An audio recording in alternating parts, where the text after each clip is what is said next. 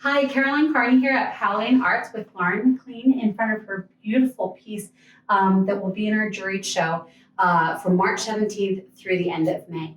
Lauren, would you like to introduce us to your piece? Sure. This is called I'll Allow It. So as you can see, there's an eye. And what I did was a lot of pen and inks in 2020. There's a lot of good things going on in the world. Just spewed out of me. I hadn't done pen and ink in a long time. So this kind of was a few in of my mind sketches lately. Okay.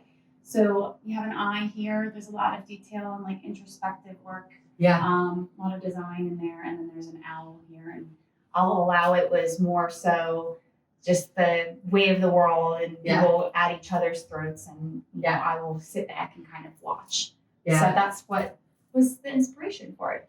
So do you typically, like, in your process, are you like looking at different symbology for different things to communicate? Because I see the eye, and obviously that like historically speaks about looking out, and owls are wisdom, and also I like there's a play.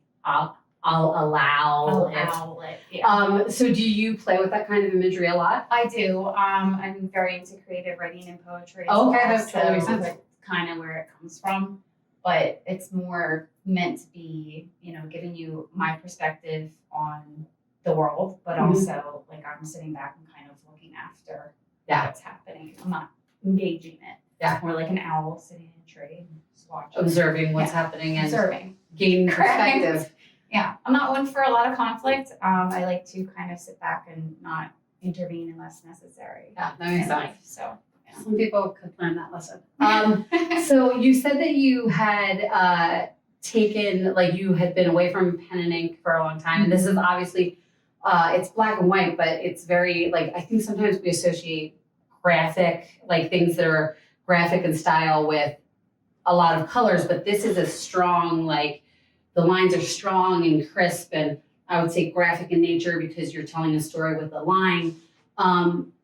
Is a lot of your work like that? And how did you come back to pen and ink? It just kind of happened. I hadn't done a pen and ink sketch in probably over a decade. And then I just started getting back into it, and I filled up several notebooks. So I had a lot of them printed. This is one of them. There's 5 of this.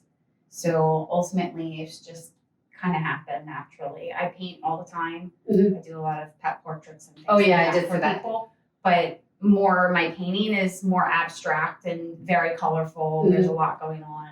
Some of it's detailed too, but my pen inks are just very meticulous. I use a very small, like 0.25 micron pen, so that's my favorite to use. I think that what's interesting about that is you're talking about like so much of what's been going on for the last like several years is overwhelming and like hard to process and things like that. And what's so funny is you're talking about how you do these really colorful like paintings that are abstracted, and yet when you're thinking about your inner dialogue and your mind, you went back to the like, it's almost like you're trying to communicate, even though this has a lot of detail and like a lot of visual interest going on, that you went to something so crisp and clarifying when you're talking about mental space and your perspective, which I think is interesting because obviously a clear mind and clear eyes.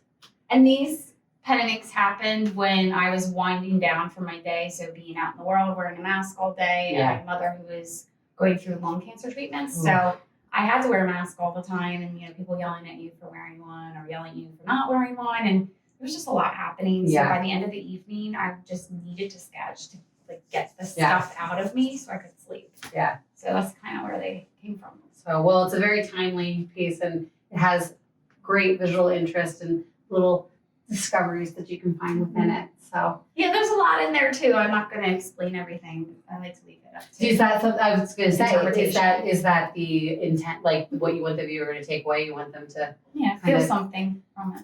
So I love the little owl. It's my favorite. So this is my favorite little surprise.